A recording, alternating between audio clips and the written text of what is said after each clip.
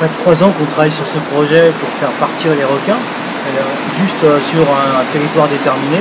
Donc on voulait être sûr que ça puisse fonctionner. Et à partir du 13 octobre, on a eu la confirmation. Ça fait quand même 3 ans qu'on travaille sur ce projet, requin marteau, requin gris, requin citron et d'autres requins. Et là je suis venu à La Réunion simplement pour expliquer, il y a une solution qui existe, elle est simple.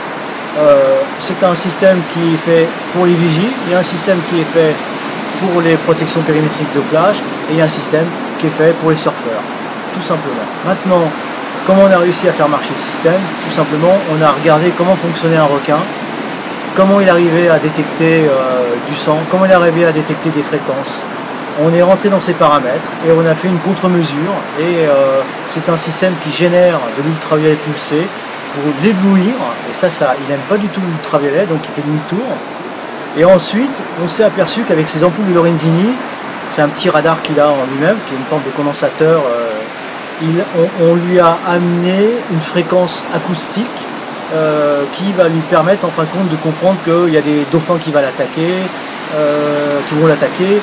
qu'il va recevoir des menaces d'ondes acoustiques de poissons ennemis et prédateurs. Et là, entre être aveuglé et en même temps recevoir des informations de danger, automatiquement il fait demi-tour.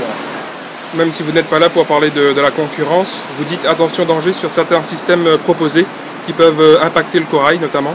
Alors, connaissant bien le métier d'électronique, informatique et surtout dans le traitement du signal, on ne peut pas mettre n'importe quoi dans l'eau de mer parce que l'induction magnétique, tout ce qui est électrification de paramètres électriques pour faire partir les requins, ça va faire de la diélectrique, ça va faire de l'électrolyse et ça va être absorbé par le corail et là ça va être une catastrophe, sans parler de l'élimination des bactéries dans l'eau.